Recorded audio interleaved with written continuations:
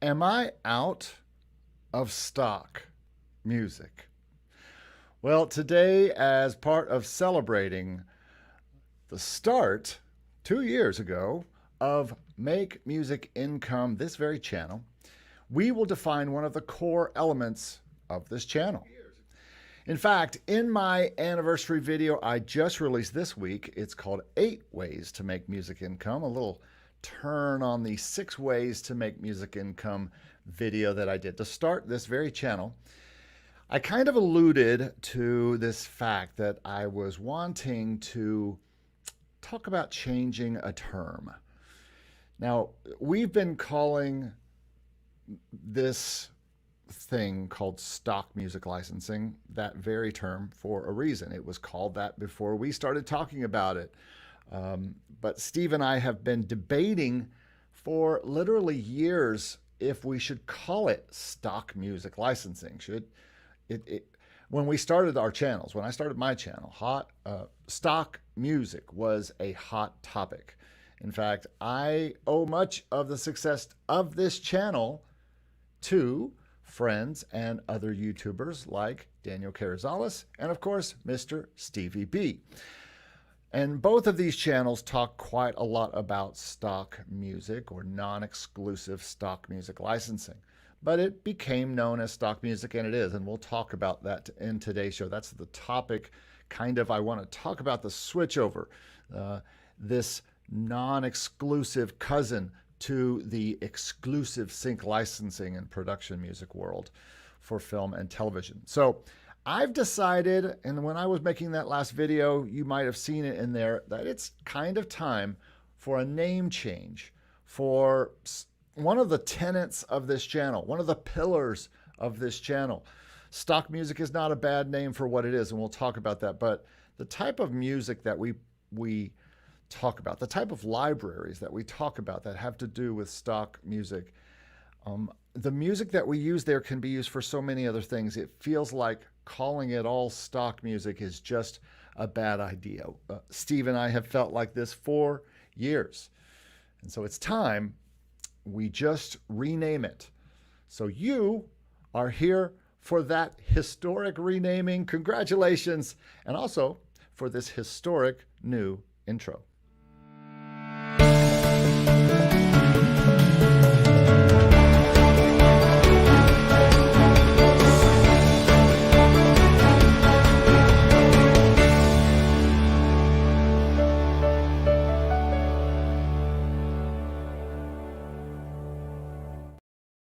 What'd you think about that? Well, welcome to the Make Music Income Podcast, episode number 77. Today, we're going to be talking about introducing non-exclusive music licensing and non-exclusive music libraries. And you're like, wait a minute, what are you talking about? Reintroducing. You've been talking about this for years, and everybody's been talking about this. And yes, we have. But I think it's time. And this is a really controversial kind of topic because people want to know about stock music libraries. It's this video because I'm talking about non-exclusive videos and because I talked about stock music and all that kind of stuff. It will get a lot of views, and that's fine, and I hope it does. But I want to do some very special things today. We've got new elements, and I have a surprise for you people out there. Who are you calling you people? But yes, you people out there. And I just want to say thank you to the people who are joining me today. So far, full of people here in the chat. Signature Music in the House. Arco asked, did I have an 11-second spoiler of this video? Yes. You know what, folks? One wrong button and your whole stream can go crazy. Jonathan Carlisle says, tech problems, I believe. Klingons on Eric's starboard bow. Don't start me on Star Trek. I just watched Star Trek New Frontiers, or no, what's it called? Strange New Worlds last night. What a great show that show is. Yeah, I'm fighting with YouTube again. Well, actually, I wasn't fighting with YouTube so much as fighting, pressing the wrong button in StreamYard. I don't know if you know this, but I do use StreamYard and am very happy to be powered by StreamYard. They do a great job. And I could not do this show with all of these cute little things that come up here, and all the ways it lets me do the show. And one of the ways it lets me do the show is to record a very high-res version of this no matter what happens with my signal. So if the internet goes out, we had some internet problems last week, I still get a recorded locally version that is pristine, perfect. And so I can take that and make shorts with and do all the different things and make the podcast audio and everything with. So I had to make sure I checked the right thing, and I panicked and I hit the wrong button. And so here we are 15 minutes later, and I don't even know if anybody cares about that. But anyway, Arco says, happy second anniversary of the channel. That's what this is. This is the second anniversary. 2 years ago this week, I started the Make Music Income channel. And so excited. Arco and Linda are talking here. Linda, good to see you here today. I'll let you guys talk offline. So everybody, thanks for joining me so far here today. And you are my co-hosts. As far as you know, you are my co-host today.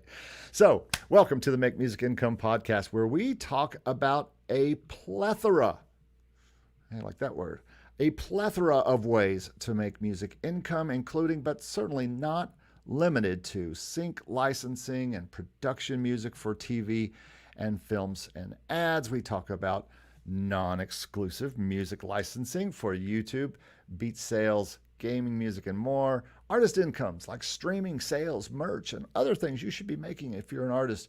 Online channel incomes, music publishing and royalties, and music production for clients, and so much more. Well, my name is Eric Copeland, and I am a music producer, a composer, a teacher.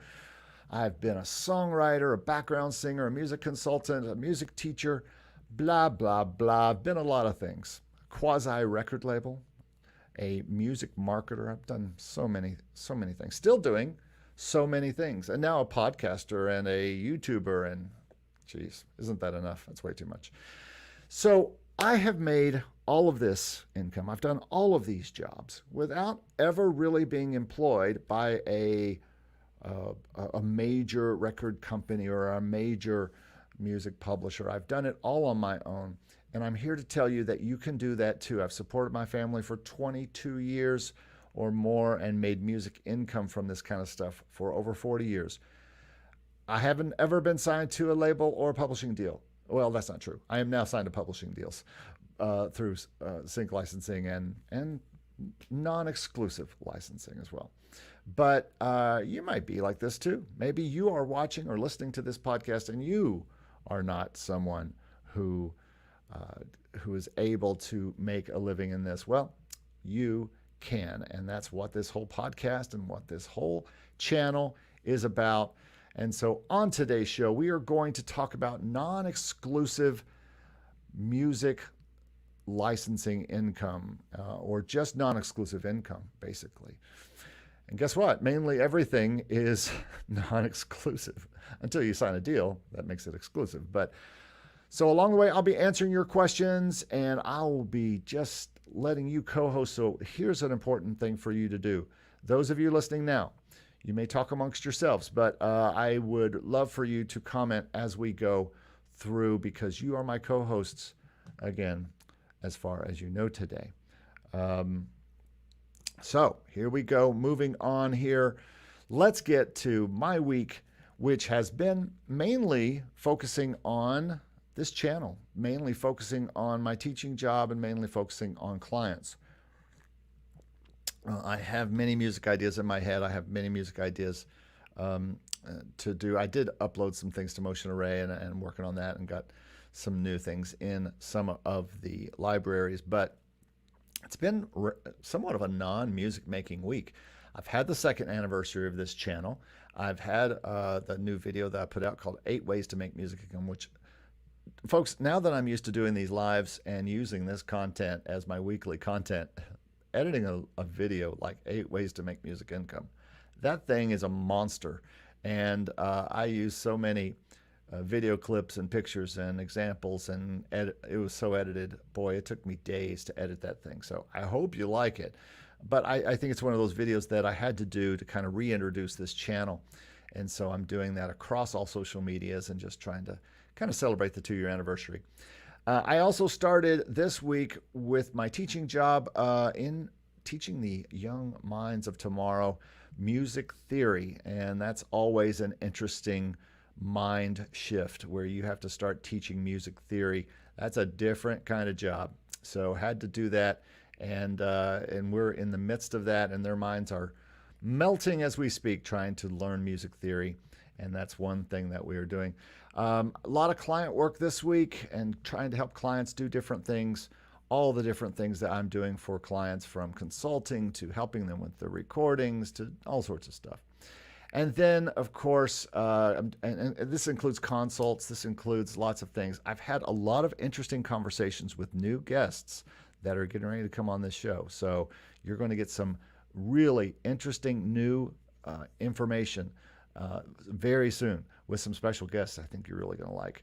And then finally, I have been trying to wrap up the mastermind and also do some behind the scenes shooting here of what's going on at my job and what's going on with this channel and what's going on with stuff. And we'll talk about the mastermind and the behind the scenes thing here in just a little bit. But first, it's time. Yes, it's time to get to something that we do every week here on the channel, and that is the news.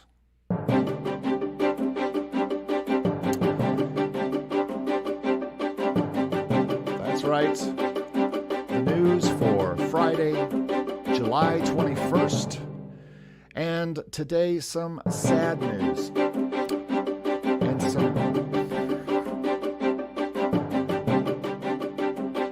Thank you very much for that. A little bit of sad news today. Just saw this come across the wire today. Tony Bennett passed away at age 96, the legendary singer. And I do have some things I want to share about this. Tony Bennett was just a complete icon in the music business, from being kind of an older type of guy. He's one of those guys one of those stars, and there's only a few of them, that make the jump from being a great musician person in the 40s or 50s or 60s or 70s, and then they find a way to do a turnabout and get back in the business. You've seen a few different artists do that.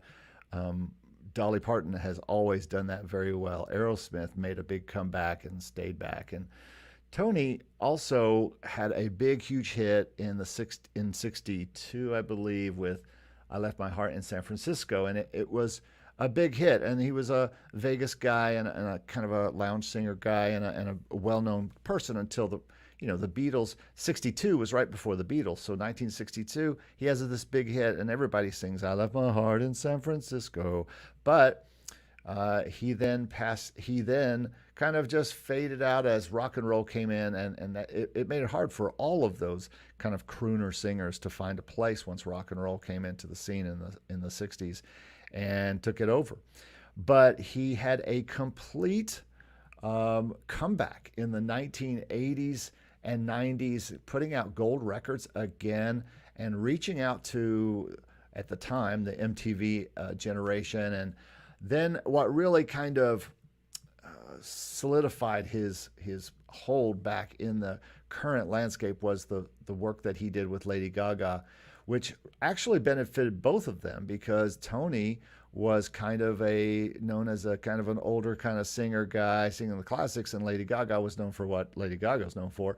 But then people began to realize that, number one, she could sing, like really sing, and she could sing classics. And those albums they did together, they did a couple, and they both did very good on the album charts. And Tony Bennett also broke a Guinness World Record for the oldest person to release an album of new material at age 95 and 60 days. So just last year, he released an album. What a legacy! And boy, I hope I am releasing albums to the day I die, to the day I pass off this earth. There's stuff going out, videos going out, and music going out. So Yeah, that was just, anyway. Bruce Dana is in the house. Yeah, stay for a little bit, Bruce. Good to see you. And Mark says Tony Bennett was an excellent painter, too. I did not know that.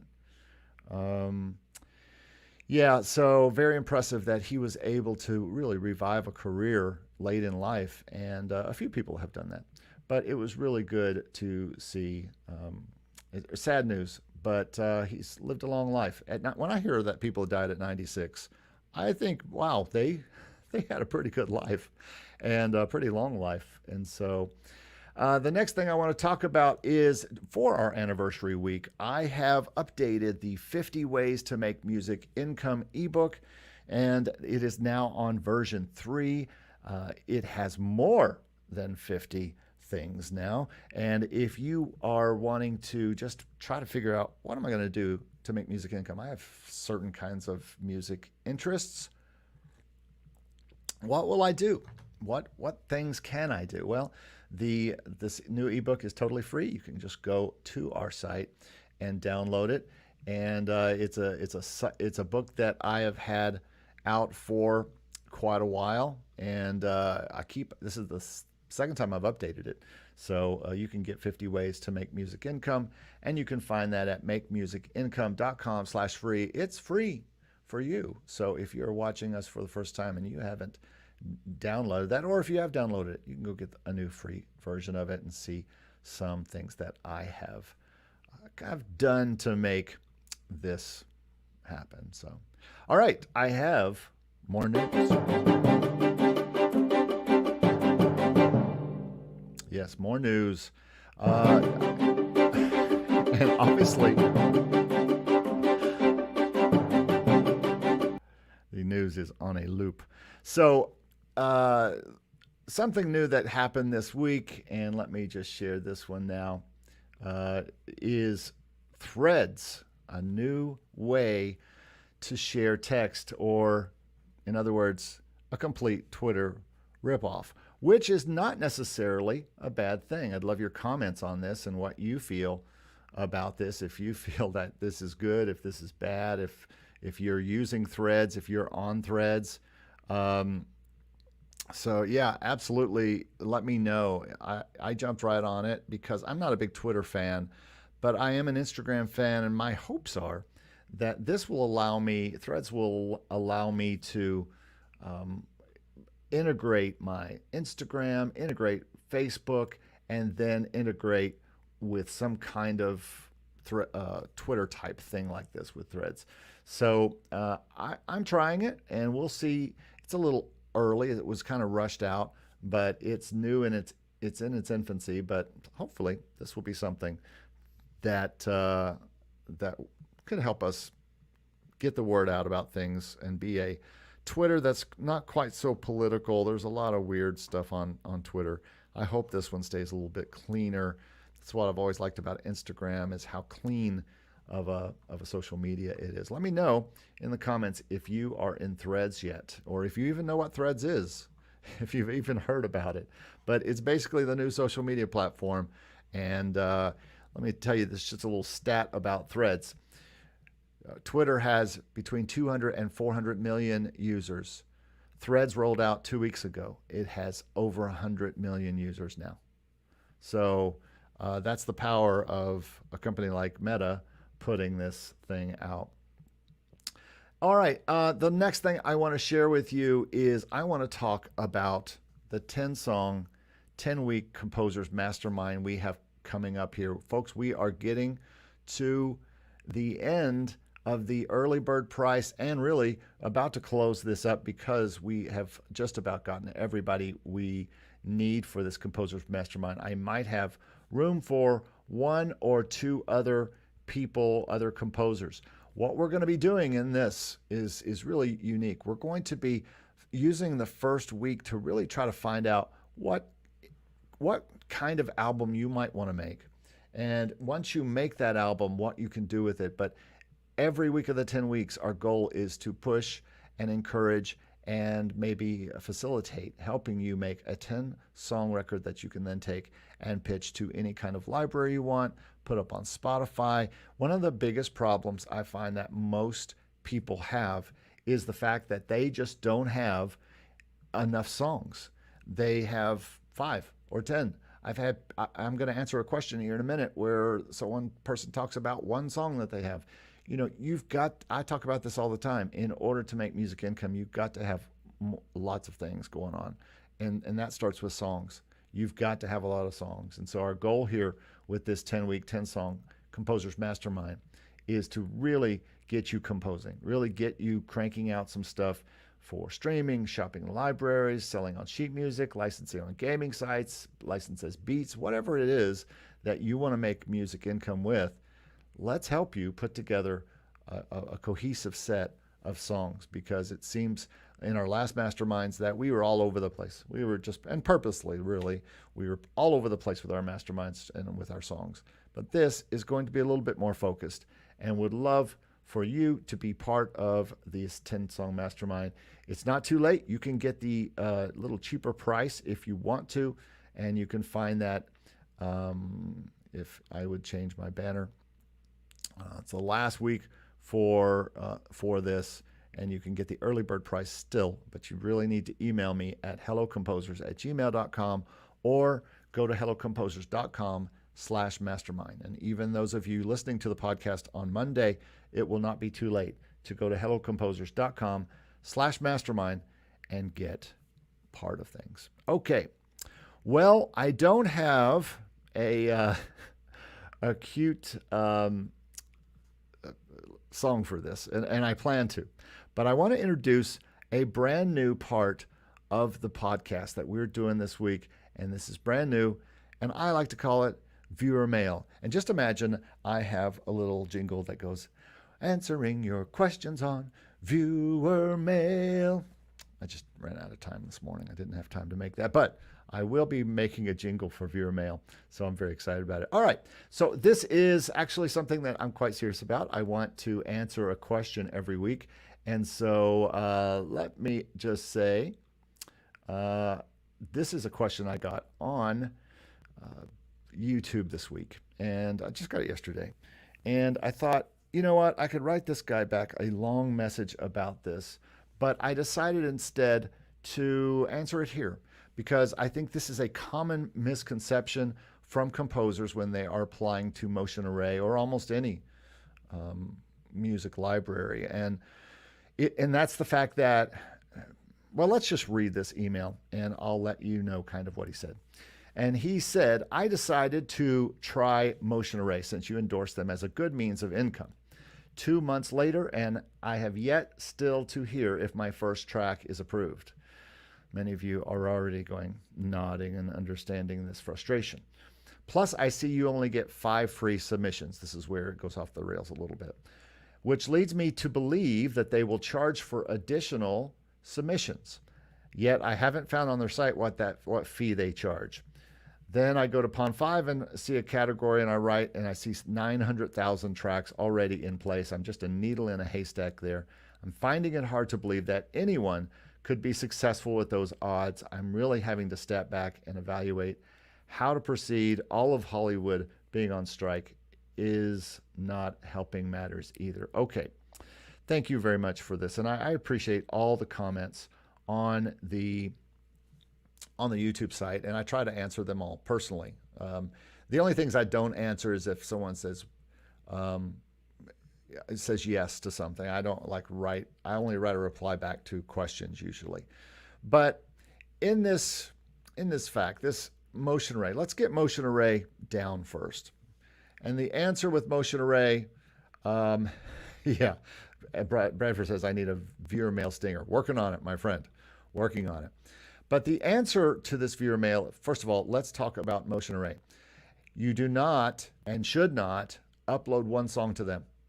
They want 5 songs to see what you are going to do. I don't think they're going to get back to you if you only upload one song, because their directions are very clear. Upload 5 songs so that we can get an idea of your quality. Now, I don't have their site here, But those of you who are in Motion Array, feel free to correct me if I'm wrong. But I really feel like this is where I kind of see this falling down. And so I am going to try to address this. But you know what? I think there is someone that could maybe help me decode this viewer email. And just in case, we might repeat it here, but I think there's somebody that could maybe help and just give us a little bit of insight and also maybe help us celebrate our 2-year anniversary here on Make Music Income. And that person's name is Mr. Stevie B. Ladies and gentlemen, I need applause. Do I have an applause thing? I'm using, yeah, thank you. I don't really have applause. I have feeding the ducks. No, that's just a thing. Okay, maybe I'll just play the Newsbreak theme for Stevie B, ladies and gentlemen. All right, well, good to have Stevie B. Surprise guest host here today. So, Steve, I don't know if you just heard the viewer mail I was talking about, where the guy was talking about he was trying to decide to try Motion Array, and he put a song up and hasn't heard back for 2 months, one song.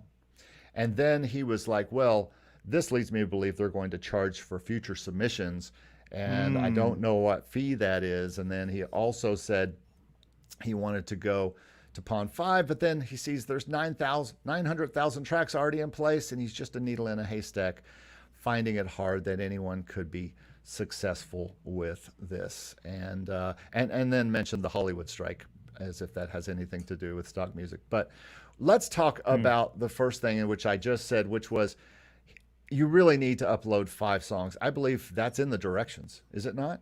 Well, for Motion Array, I think you have to. I don't think you can submit with less than 5 songs. I don't know. It's been a long time since I applied. I think the rules have changed a little bit, but yeah, Motion Array. I would be shocked if they started charging for submissions. It would be a hilarious way for them to make a few extra bucks, but I don't think they need those extra bucks. I think they're doing fine with their subscription model pricing. I think the company's in good shape.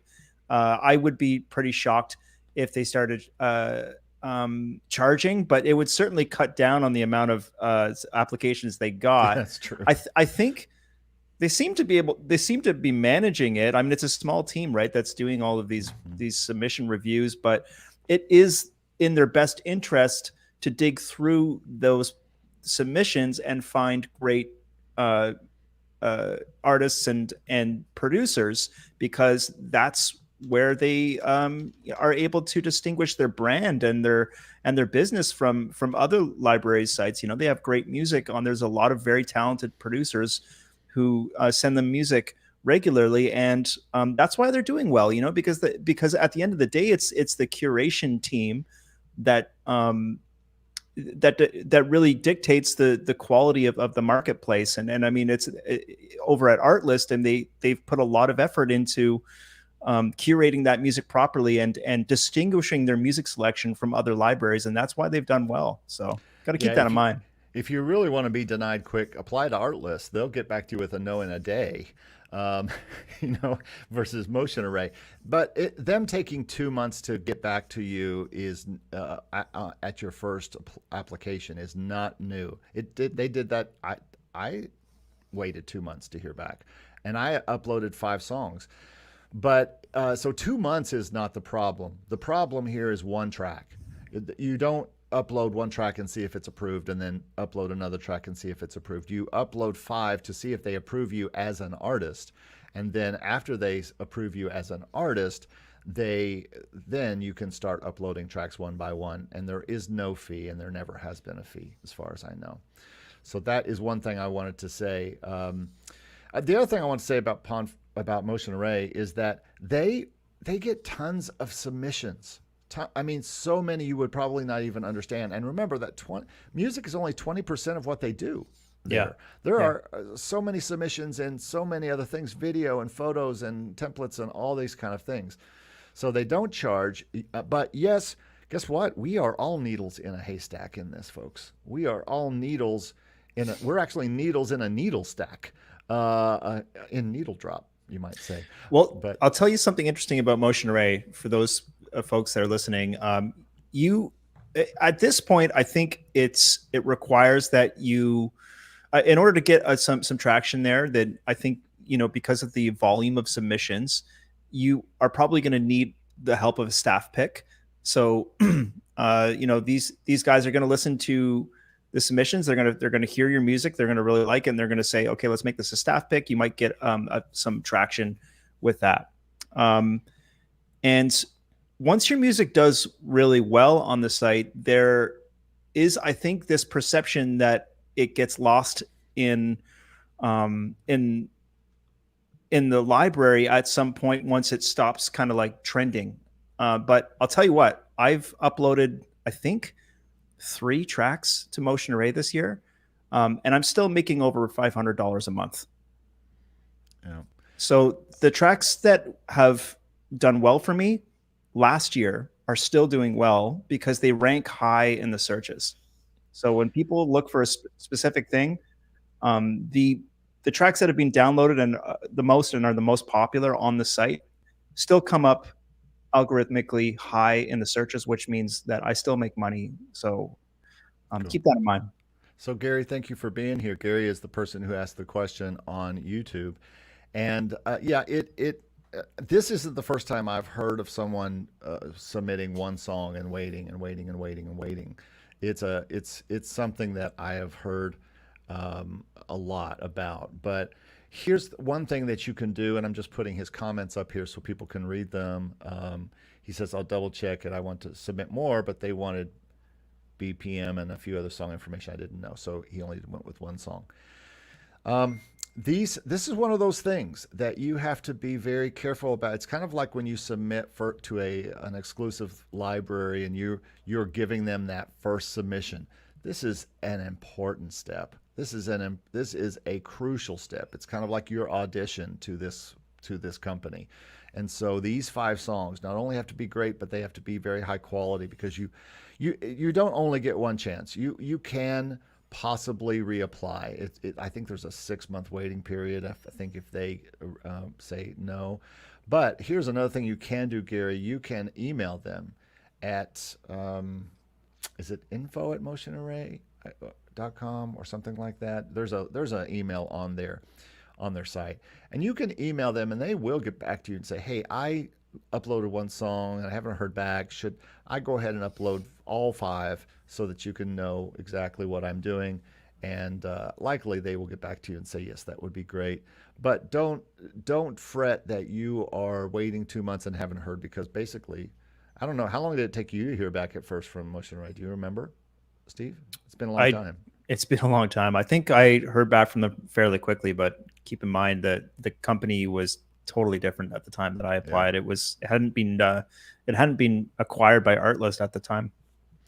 Yeah, it took at least 2 months with me. So Gary says, okay, I am okay with waiting. I'm just unclear with the process. I'll delete the submission and resubmit with 5. I definitely would do that. That might be the right move. Yeah.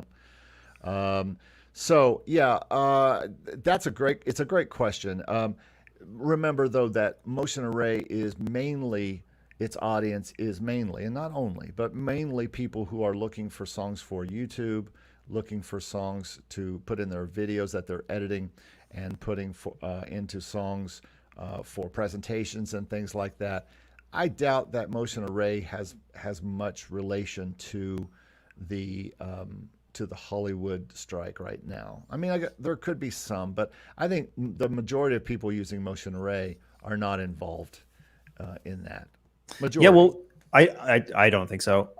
I think maybe, if anything, the content creators and people creating YouTube content is going to become more precious than ever with the Hollywood strike. I mean, we have no idea how long this is going to go on. It could happen. It could go on for years. So, in the meantime, it's like, what are people going to turn to? They're going to turn to streaming and content creators for their entertainment. Yeah. All the stock stuff could be used more and more. So if you got like actors if you have good video clips, it might be the time to really be getting them up there because there This might might be be a a lot good of. time to get on YouTube for potential YouTubers out there. By the way, happy 2-year anniversary. Well, thank you so much. I appreciate that, and I'm so happy that you're able to join me. Everybody's like, "What happened at the first of your podcast?" And that was half pressing the wrong button, and half Oh, I was kind wondering of what happened. hoping that Steve was going to jump into this today and be able to join us here for a little bit because this thing that we're going to talk about next is basically what you and I have been going back and forth on since the beginning of this podcast and since we've known each other, and that is talking about not just calling non-exclusive music stock music. You know, we got into this because it was a hot topic, a hot button topic when we both got into YouTubing, and you got into it before I did, but after Daniel did, you know, and after other people. I think you were Hmm. after Daniel, right? Yeah. Oh, yeah. Yeah. And so he had already kind of defined the music, and I'm talking about Daniel Carrizalez of stock music license, the Godfather, we call him. Uh, you know, the Yeah. guy, the man who started it all. You know, and he is still putting out good content on his channel. And Yep. but you know, he cared enough to really talk about stock music licensing and really show people like Steve and I that it could be an income stream, and many other people. I'm sure there are people in these comments um, who have you know been in part of this, and Yeah. Linda says, "Hope you managed to sort out your technical issues." We'll come back and watch the rest, Linda, because we're going to drop some nuggets here in a minute. And I just want to reply to Gary saying that he already had music placed on TVs, hoping Motion Array will be another source. And it can be. It definitely can be, Gary. So thank you so much for your comment. I appreciate that. So stock music has been the one of the tent poles of this channel. I mean, it was the second thing I talked about in my very first video, and it's probably one of the things Steve and I have talked about as much. We've talked into the ground, kind of a little bit, but the reports of its demise have been greatly exaggerated. And I think, to be honest with you, just like Steve just said, he's still making $500 a month with Motion Array, even today when And everyone is saying that it's dead. and that's not including the content ID I'm getting every month too, Yeah, which fluctuates, from anywhere from like, I don't know, right now, $80 to $200 a month or something like that on top of that. So, I'll tell you um, this: my income is has leveled off since last year. Remember, last year at the beginning of the year, Motion Array changed the way they paid people. So I took a bit of a dive with Motion Array income personally. Unlike Stevie, my average right now is getting up to about 100 a month, which is not bad. But I'm more of a genre producer, so I'm making more off the beaten path things. But Gary, this is an example. One way to not be a needle in a haystack is do music that people are looking for specifically for certain things, and not just more pop music, not just more cool sounding corporate music, but genres like classical or patriotic or jazz or bluegrass, or things that people go looking for, especially for holidays. Man, I do so good on holidays, and the 4th of mhm. July was, and Veterans Day and Memorial Day. I do great on Flag Day. I do great on all the patriotic days, or better, I should say. I wouldn't say great, but I've leveled off. It looks like it's going to be the same as last year, which is not I don't think I'm going to go down.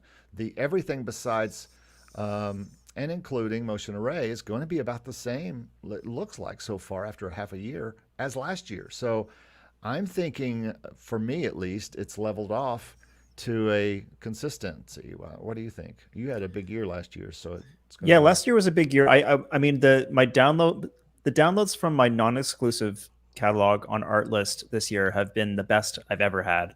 So, if all goes well, the payout for that at the end of this year will be like will be record breaking, Yeah. hopefully. So, it's hard for me to sort of say what the average will be at this point, but Motion Array has certainly been less because I've hardly sent them any music. But Uh, Hopefully, I'll get a few great months on Motion Array, and that'll kind of balance things out too. And this year could very well be like my best year yet. It's hard to say, but yeah, downloads on Artlist have been through the roof. There's been a couple of tracks that did really really well, and they're still doing well. And Artlist is it owns Motion Array, but it's different. And Artlist is non-exclusive, but they do dabble on television, right? They are Yeah, putting stuff in TV shows. yeah, more and more. Actually, I was having a conversation with somebody on Instagram the other day, and he's finding tons of placements on TuneSat from his Artlist catalog, Mhm. and and I've noticed that my originals stuff is showing up in my PRO backend now. So they've registered all of that, and Yeah. so it's showing up in my SOCAN catalog. I haven't collected any PRO checks from Artlist's behalf yet, but as you know, it just takes a long time for those things to turn around. But every quarter I make a little bit from my PRO, but hopefully that'll get better. I mean, the jury's still out on whether the TuneSat placements really mean anything. I'm not Mhm. sure if cue sheets are getting filed all the time, but they are the tracks are showing up on television, and I've definitely spoken to a few artists who've reported quite a bit of placements from their Artlist catalog. So it's interesting to see that. Arco has an interesting comment here. Do you think Motion Array would get their own content ID system like Artlist in the future? Would there Yeah, be an upside or downside to that? I'm I'm predicting that they will, but I'm not sure when they'll put that in place. But I wouldn't be surprised at all if they did something like that.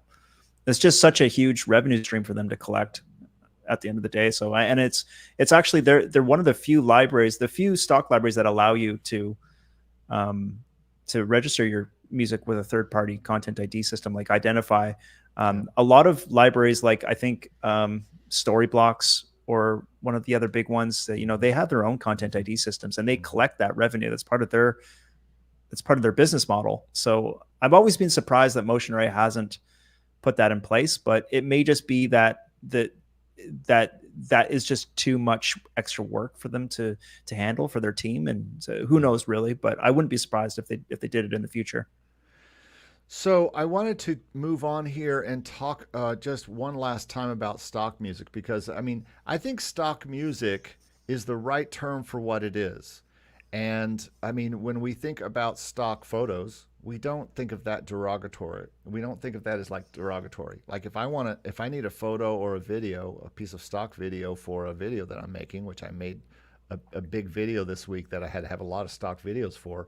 Yeah. That's a perfect name. I go to a place that has stock videos. It's a stock site. It's a site with stuff in stock. The picture of this thumbnail was everything out of stock. I'm not moving out of stock, but I do want to quit.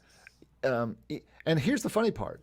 Even though we have talked about wanting to change it from being a stock, calling it stock music, they all still call it stock music. Before this podcast, I went online. Pond 5, they refer to themselves as stock music. Motion Array refers to themselves as the stock music. Motion Array, Audio Jungle, Artlist, Music Bed refers to themselves as stock music. Premium Beat refers to themselves as stock music. So does Epidemic Sound. So does Soundstripe. So does Shutterstock, which Shutterstock, it's in its name, so it's going to say stock. But so does Triple Scoop, which I thought was an exclusive library, and apparently they still talk about being a stock music provider. And even Audio Socket, who I've talked to before or I've seen videos for before, and they're talking about really wanting to be in film, and yet they still mention themselves as a stock music. So stock music is the right term. But what I'm trying to get to, and as I was making the video the other day talking about not sync licensing and production music for film and television, but music for just about everything else, which is a big section. To me, I'm going to be calling it non-exclusive music licensing because that's really what Motion Array, Artlist, all those are. And because it is, you can do so many other things and not just one music income. And so I think it's important to kind of like have a section, like my tent poles have always been exclusive licensing, stock music license or sync licensing, stock music licensing. And even sync licensing really has a bunch of other names to it: production music, trailer music, different things, exclusive music, things like that. And now this other section is just non-exclusive music income because it goes more than just stock music. And I guess I might still say, I would say music for, I call non-exclusive music for music libraries that put music into YouTube and presentations and many other uses. And I think there's way more uses than we even think of for stock music. It's funny. It's fun. You're totally right about there not being this weird negative, almost strange connotation when you talk about like video or photos. But I've always struggled with the word stock when it's applied to music for some reason. And um, it's no offense to, to Daniel or anything like that. I mean, like I totally get it. It is what it is, but I've always preferred using like an alternate term. Like that's why I called my academy the Production Music Academy, because I want to, well, first of all, I want to kind of encompass all of sync music, which is, it can be music for scoring for film. It could be sync licensing. It could be royalty free, and everything. So I just put it under the umbrella of production music. But somehow I think it's been tough for me mentally to sort of disassociate stock music from like the happy clappy sort of like Audio Jungle type tracks, and the more sophisticated like type of production that would be required to be on like mid-tier libraries. So like it's tough to think of Artlist as like stock music, even though I guess technically it is. It just does it. The word stock doesn't do it justice for me somehow. So I like the idea of calling it non-exclusive licensing, because it's a bit more technical and more specific. But I don't know.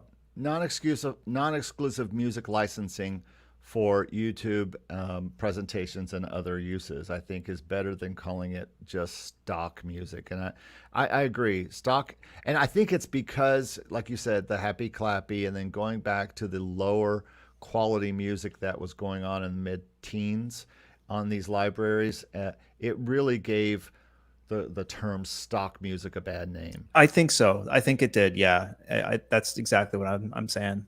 And I agree. Now it's just a higher quality beast. And so we have to give it the same respect as anyone who is creating exclusive music for sync libraries. I think that is the same quality that has to go in these non-exclusive music libraries. And that's why I don't ever, there was always a little bit of, oh, you're a stock music producer, and that did feel a little bit like, well, you know what? It doesn't matter if I make a lot of money on it or just a little bit of money on it. Still, that doesn't demean me because I create for these non-exclusive libraries. So I've just, as I was creating that video, I really just started to realize, and Steve has been arguing this for years, so I'll just give him all the credit. But, I just said, from now on, I think I'm just going to call this non-exclusive music libraries rather than stock music libraries. They can call it whatever they want on their libraries, but I want every composer. But the important part, every composer has to be composing with quality, and we have to continue improving our quality like you help people do in your Production Music Academy. And that kind of thing has to happen. And those, man, your broadcast where people are showing off their stuff, that any of that stuff could be in TV shows. It could be in anything because it's just very, very high quality. And that's a testament to your academy. So, Thanks. So yeah, just one, it's stock music though, or non-exclusive music libraries are just one of the places that you can sell your non-exclusive music. I'm talking right now with Clint of Clint Music to talk about beats, and I'm also swinging for the fences for another guy who talks about beats, who has a great big channel. Yeah, and us tiny YouTubers, it's sometimes hard to get those big YouTubers to talk, but I'm hoping they will, and get a few people that can really talk to me about beats and income for beats. And it's a thing, and it's a thing where people are making money on it. I don't know if if you want to, someone messaged me on Instagram. Yeah, I haven't responded yet because I'm not totally sure what to make of it. But I thought I would throw this question out there. I won't say who it is in case they don't want me to say their name. But can I read this question? I want your thoughts on it. Go ahead. So he says, I've been thinking about getting into sync licensing, and I just watched one of your videos on YouTube and had a few questions. I've been producing full time for a few years now, selling beats to artists on BeatStars and through Instagram, and I'm looking for more ways to make money, and I have always been interested in sync, but never really started. I guess my questions are, how can I find non-exclusive libraries that are professional / a good starting point? And also wondering, since I have a huge catalog of beats already, would I be able to take some and restructure them for sync placements and use them like that while still selling the original beats that are on my BeatStars account? I feel like I've gotten that same message a few times. Yeah, it's a kind of interesting one. Yeah, but well, and that's the thing. I think that beats, a lot of people may not even be familiar with what a beat is. Clint and I talked about this in our first video. I asked him, I said, dude, what can you just define a beat? Because what I think about it as a beat, and what, and when I started teaching at this school, all these kids coming in, I like to make beats. I like to make beats. Yeah. I'm like, okay, define what a beat is. It's a song, doesn't have any words on it, and it's just, fully made. I'm like, so it's a track. So we're talking about an instrumental track, basically, which is exactly most of the time what we are uploading to non-exclusive music libraries. And so I don't see any reason they can't. And the problem, I think there's a content ID issue that I want to get into with someone who knows something about beats. Since these beats are being used in songs that then become songs used by artists that then put their videos on content ID and or other places where it's heard, and how does that, I guess it kind of works the same way as non-exclusive libraries that put stuff on Content ID. I don't know. I have like conflicting thoughts with beats because like a lot of the beats that I've heard, like they're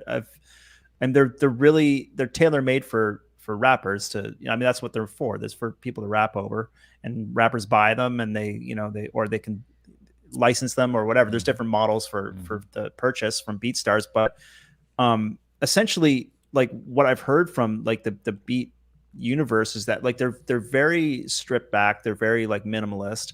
It's essentially like a trap beat with like a sort of a like a little loop underneath it, and I'm not sure if that's going to cut it for some of the libraries that you mean quality wise. It's not that it's bad quality. It serves a purpose that's different than what we're doing with like some of these music libraries. It's like the quality, like the guy who sent me this message, like I was listening to some of his beats. He posted some of them on Instagram, and they're great. I mean, like, if I was a rapper, I'd be like, this is perfect.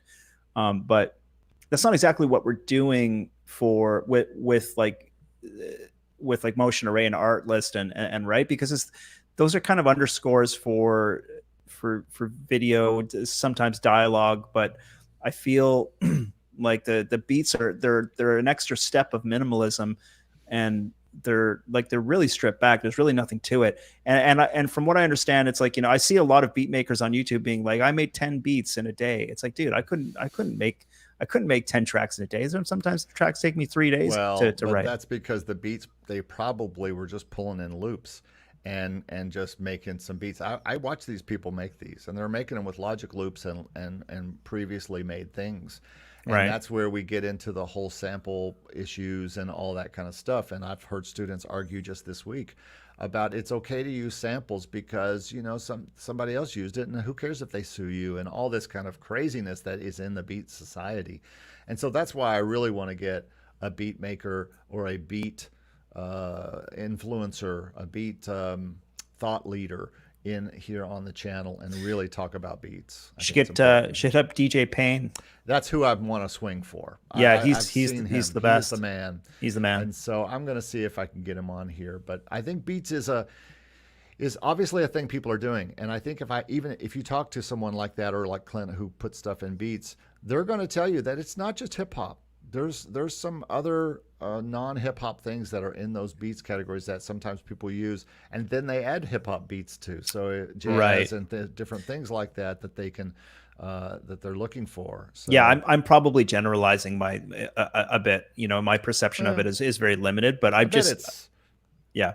I bet you're not that much. I mean, I'm sure it's heavily balanced towards hip hop and type of sounds on BeatStars. I would Yeah. just imagine that it is. But that's just one category of non-exclusive music income that we can talk about. We've talked about gaming so much, and Stephen Malin is the man on this subject. And this is another area that I haven't really gotten into. If anybody in here has gotten into gaming things, and I know I have a lot of cross people who follow Steve's channel and follow my channel and your channel, and that this is another unique type of music to do, and so I think this falls into non-exclusive music incomes. And the reason I love non-exclusive music income so much is you can do it all. You can do all of these things, and I think this is we've talked about that before. I think on past shows, I think it was called the case for non-exclusive or something like that. But gaming is just another one of those things that I think I'm not going to go too far into it here today, but I do think it.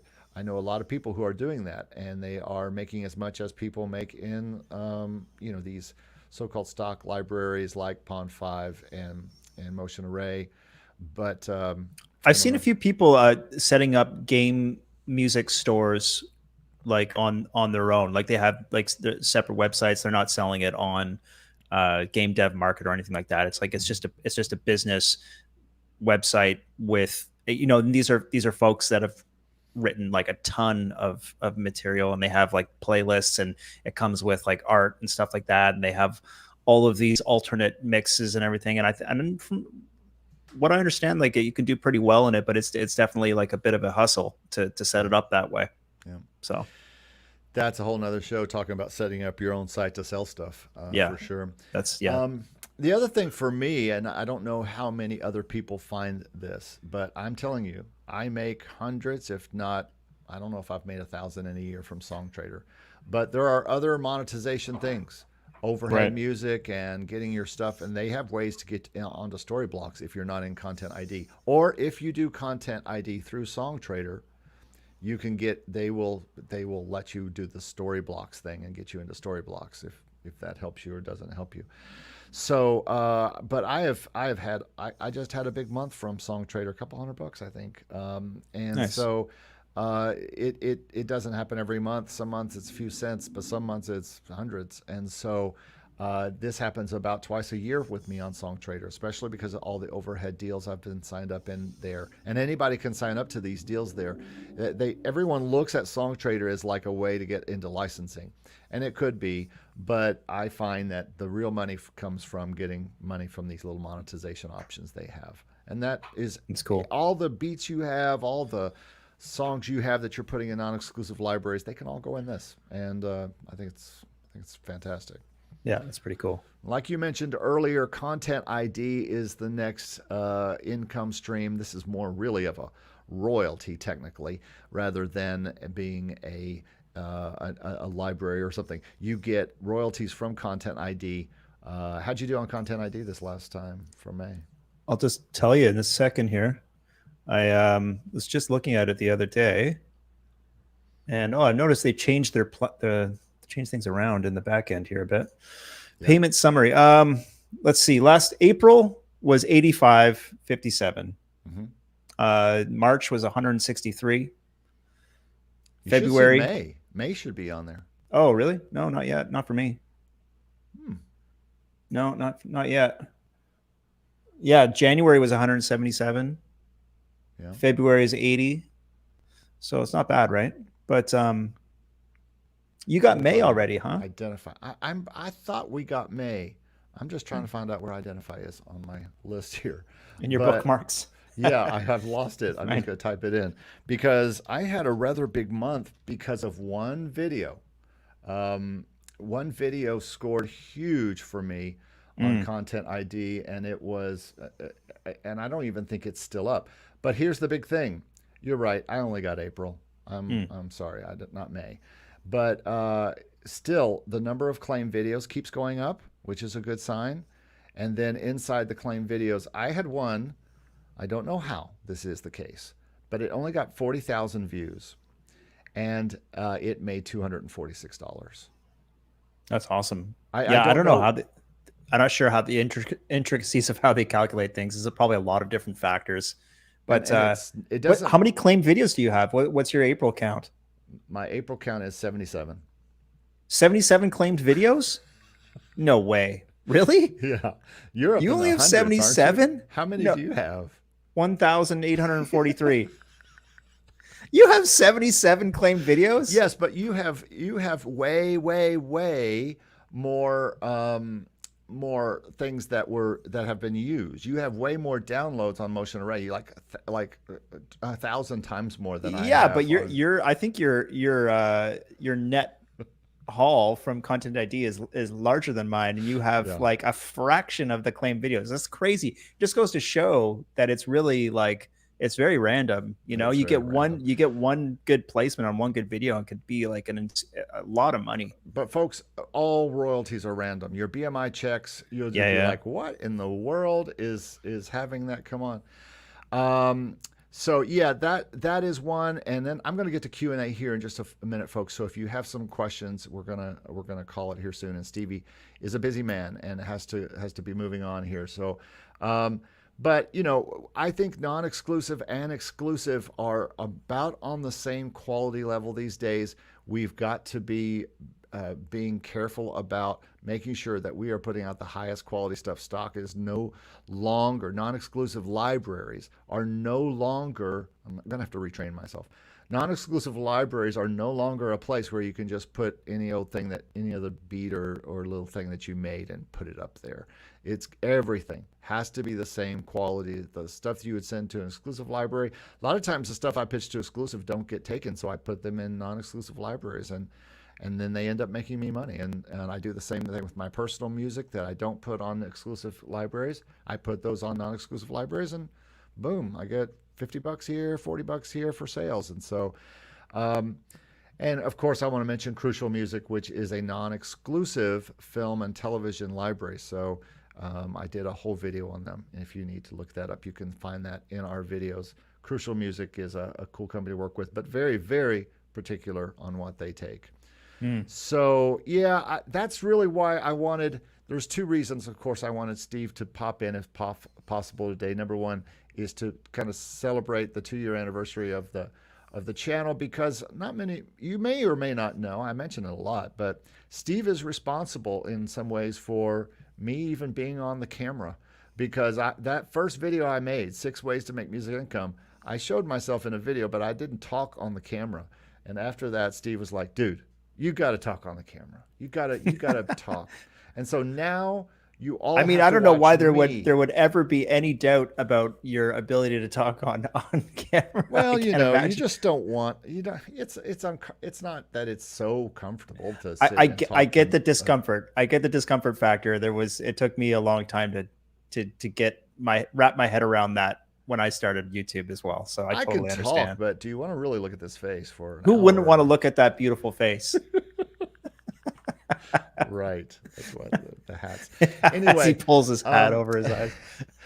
so let's do a little Q&A here real quick, and then we're going to end the program. I have a Facebook user. All right. Finally, a Facebook person. Oh, there you go. I've been trying to stream to Facebook and to LinkedIn, and haven't seen any LinkedIn. I think we saw a LinkedIn user a few weeks ago, but You're streaming to LinkedIn? No, I didn't even know you could do that. I didn't either.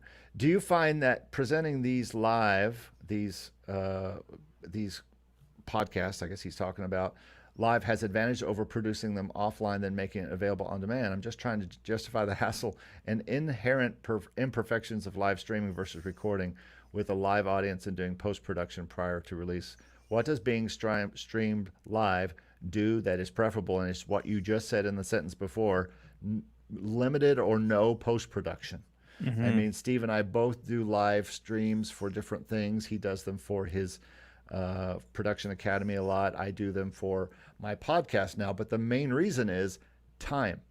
There's a reason you haven't seen Steve on the podcast for a bit, because he's been doing this thing called work. And, we both are trying to figure out how to continue to incorporate YouTube and into our channels. But gosh, we are just Yeah. trying to do so many things. Well, see, like, I'm just not, I'm not great at speaking off the top of my head. Not nearly as talented as you are. And for me to do a live stream and just kind of talk, I get a little bit flustered doing that. So it's not.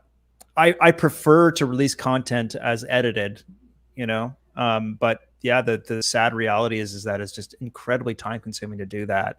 And that's why I've been kind of absent from YouTube as of late. And I've been trying to figure out ways to, um, yeah, to get around that problem because still want to be active. But yeah, like, I might have to just embrace the imperfections of it more and and look at doing like a weekly live stream, like similar to what you're doing. But man, time is It's hard.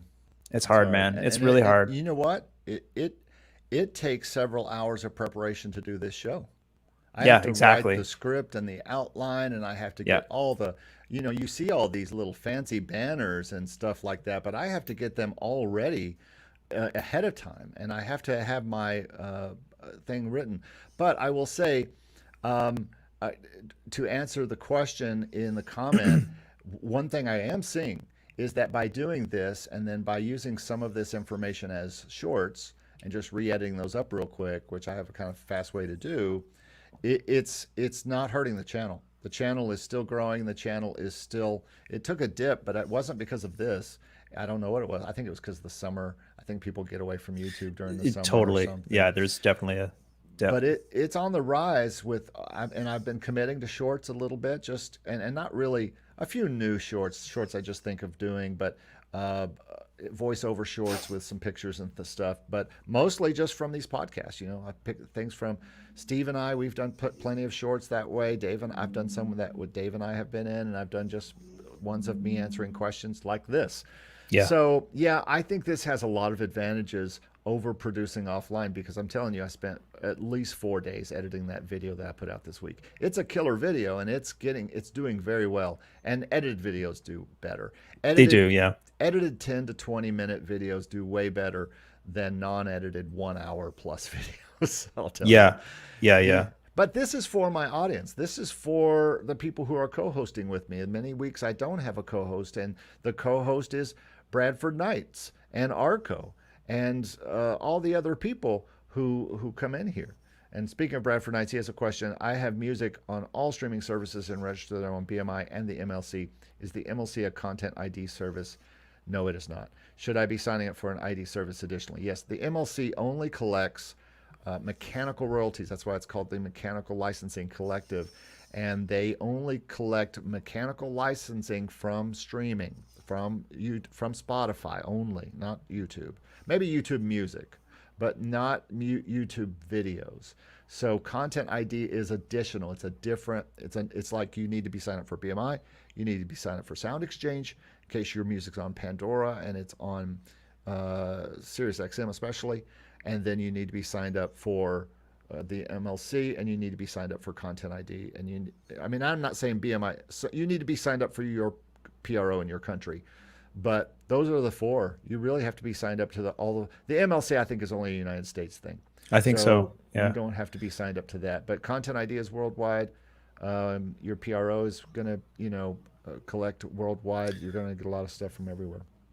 Yeah, my PRO is actually collecting mechanical royalties now, I think, or something like that. Or they've been trying to reinstate that over the last couple of years. So I absolutely do. I say identify for sure. You want to be on identify, um, Bradford. I just think they do it right.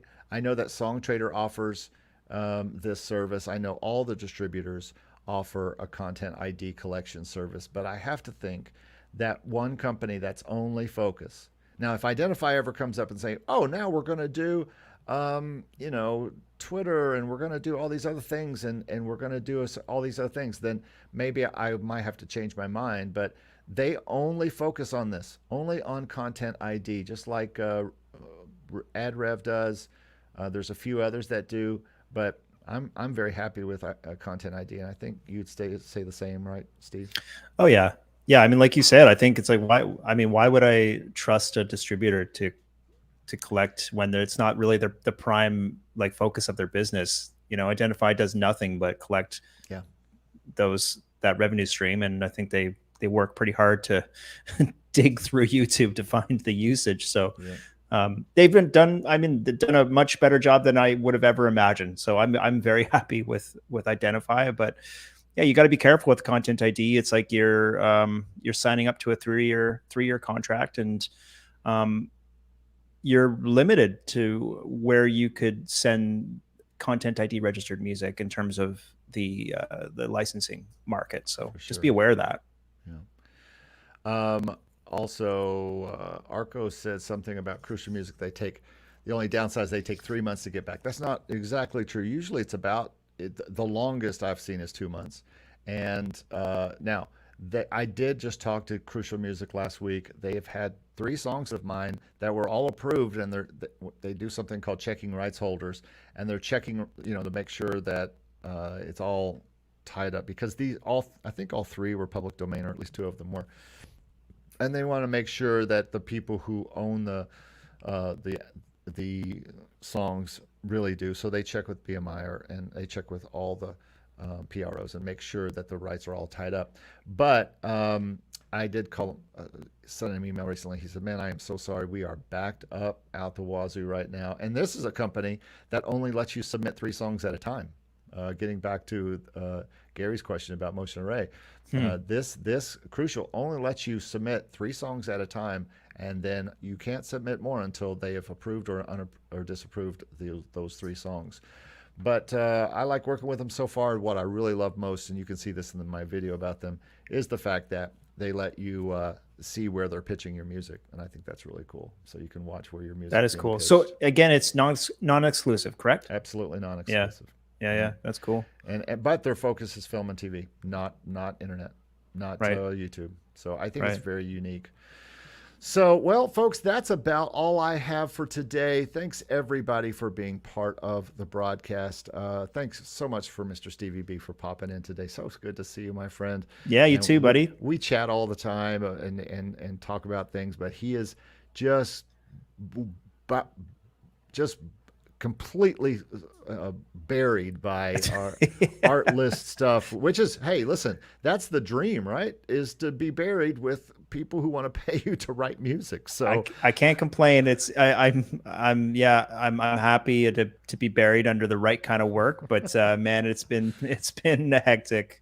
It's been hectic this summer. We'll get him back from time to time here. I figured out. Arco is really impressed with your guns today. He wants to know if you joined a gym, because he says the guns are looking big here today. Yeah, I don't think either of us is going to be really accused of the gym. I did actually find a gym. No, I didn't. I definitely not joined a gym. Well, I have a gym in my building, but I don't go nearly as much as I should. Bradford says I guess the B in Stevie B is for buried. Bradford, that is absolutely correct. So thanks to everybody who's been on here. The unnamed Facebook user, thank you so much for being on here. XZ Zalman, thanks for being on here. How do you join MusicBed?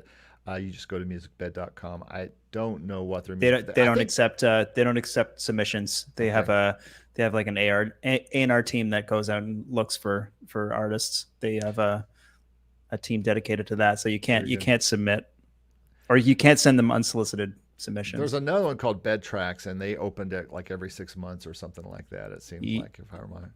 Bed Tracks, yeah. Oh no, that's isn't Bed Tracks the one I was telling you about, the Canadian one? I don't know. Or was that something different? Anyway, I want to say thanks to Gary for your question, and thanks for being a good sport and let us talk about you in front of your back. And Linda Britton, thanks for being here today. Mark Rushton, as always, out there doing great work, and thanks for being here. Bruce Dana, thanks for being here. Everybody, thanks for being a co-host today on the show. Jonathan Carlisle, everybody. We're going to say hello and goodbye, composers and people out there. Thanks so much for watching us today, and we will see you guys next time on the Music Income Podcast.